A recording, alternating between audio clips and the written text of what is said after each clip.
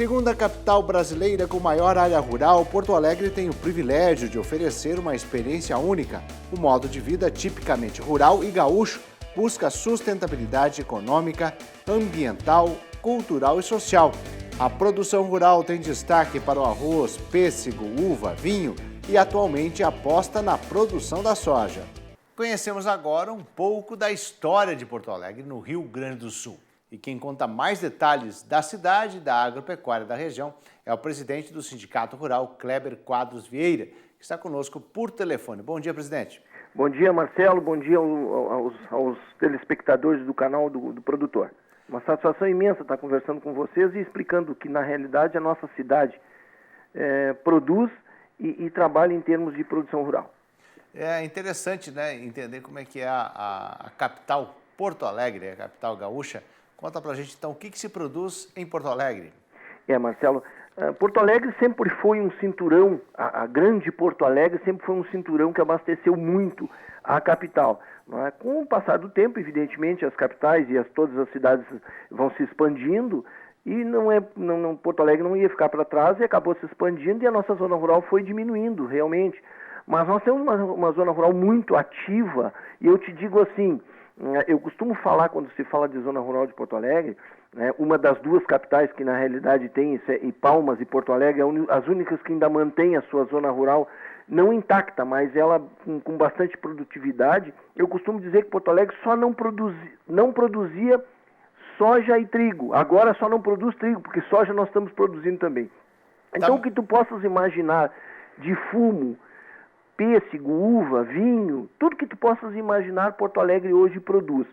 Para te teres uma ideia, e os nossos telespectadores terem ideia, Porto Alegre hoje, nós temos 487 ou 97 municípios no Rio Grande do Sul. Porto Alegre, a central de abastecimento que é dentro da capital, Porto Alegre está entre as 40 cidades do estado do Rio Grande do Sul que fornece a Ceasa com produtos para todo o Rio Grande do Sul e fora do Rio Grande do Sul, algumas coisas para Santa Catarina também. Só para gente ter uma ideia que nós produzimos tudo. Tudo que possa imaginar, tu perguntar tem, né, em Porto Alegre, né? Tirando o trigo, evidentemente. Agora, desse destaque até soja, então quer dizer que a soja também está entrando aí na região, são pequenas propriedades ou uma área mais ou menos considerável? Nós plantamos esse ano de soja em Porto Alegre 600 hectares. Bom, a gente vai falar quando se fala no Mato Grosso, que se fala mesmo no interior do Rio Grande do Sul, quando se fala em 600 hectares, dá vontade de rir, não é? Mas para uma capital é um absurdo, não é? Ah, com certeza. É porque você precisa de espaço, né? Evidente. E a capital, se encontrar espaço, é complicado, né? Junto com os 1.000 hectares de arroz que nós plantamos, né? Com 3, 4 propriedades juntas dá 1.000 hectares, 1.100 esse ano nós plantamos. E a soja deu muito bem em Porto Alegre, muito bem. Colhemos aproximadamente, aqui o que a gente, uma safra boa para nós, é em torno de 55 sacos hectare, foi o que nós colhemos em Porto Alegre esse ano. No primeiro ano de colheita, ela já respondeu bem ao clima. E o arroz, como é que está a situação do arroz, que sempre teve uma problemática em relação a preço e estímulo? O arroz continua da mesma forma, nunca foi diferente, ele deu uma melhoradinha nos últimos 2 anos, não é, Marcelo? E isto é para o Brasil inteiro, aqui nós somos os grandes produtores de arroz, mas ele continua com problema por causa da entrada do arroz importado, entrado pelo Uruguai, aquela coisa toda, que é um grande produtor também, Argentina. Ele continua com o problema de sempre, né? O preço lá embaixo, o que aconteceu com a soja esse ano também, não é? Mas eu acho que isso tende a se estabilizar, né? Mas se bem que o arroz melhorou muito, a níveis de 5, 6 anos atrás, aí que estava botando arroz fora, porque era mais vantagem não plantar do que tu plantar, não é? Era bem complicado, né? E outra questão complicada aí que o Brasil ainda está penando e está gatinhando em relação ao seguro rural. Podia estar muito melhor se deixasse o produtor decidir, né, em relação ao que quiser, o que quer de produto, né? É verdade, né? Isso, na realidade, Marcelo, se a gente olhar a composição do nosso país, a balança comercial, se tirar o agro, nós estamos mortos, o país fecha. E o produtor nunca teve um olhar específico. Os planos, safras, todos os anos é uma briga para a gente conseguir aprovar, o produtor conseguir chegar na verba, porque a verba está lá, mas para chegar uma burocracia muito grande. Então nós somos aquele país que vive do agro, a balança comercial ela só trabalha positiva por causa do agro e não damos a importância que dá, na realidade, para o produtor que move tudo isso, sabe? eu não consigo, a gente não consegue entender exatamente isso, porque quando, fazendo uma comparação com... Tu tem 3 empresas, 2 te dão, se não prejuízo, te empatam, e uma delas, na realidade, ela te dá lucro, tu não dá bola, tu bota os piores funcionários naquela que te dá lucro para botar os melhores funcionários naquela que não te dá lucro. É mais ou menos isso, fazendo uma analogia do que é o produtor rural hoje no Brasil. Nunca tenha preferência de nada, quando é para negociar alguma coisa, é uma novela, é uma briga, é tudo à base de força, as federações têm que entrar, as federações têm que estar sempre brigando. Está errado, né, Marcelo? Então, a política agrícola no país, ela, lamentavelmente, com tudo que aconteceu de melhoria nos últimos anos aí, mas ela ainda é desfavorável ao produtor, que não tem o respeito devido para aquilo que gera de commodities para o país. Realmente é nesse ponto. O seguro rural é um grande exemplo disso, porque está dentro do orçamento do MAPA e o primeiro corte é onde? É dentro do seguro rural, e ainda estão tentando fazer algumas articulações e mudar o que, tirar da mão do produtor, ele que tem que escolher, porque você tem empresas sérias no mercado que você pode escolher um bom produto seguro, né? Não tem dúvida. O governo era para andar com o produtor no colo, com todo respeito. Não queremos isso. Nós queremos produzir tranquilo e ter incentivos para que a gente a cada vez cresça mais. Mas o governo deveria andar com o produtor no colo. Primeira, ficha número 1 deveria ser o produtor rural, que é o que comanda no país. Né? O que realmente faz com que a balança penda para o lado positivo é o produtor rural. Então, o governo deveria andar com o produtor no colo, e não é isso que acontece, lamentavelmente.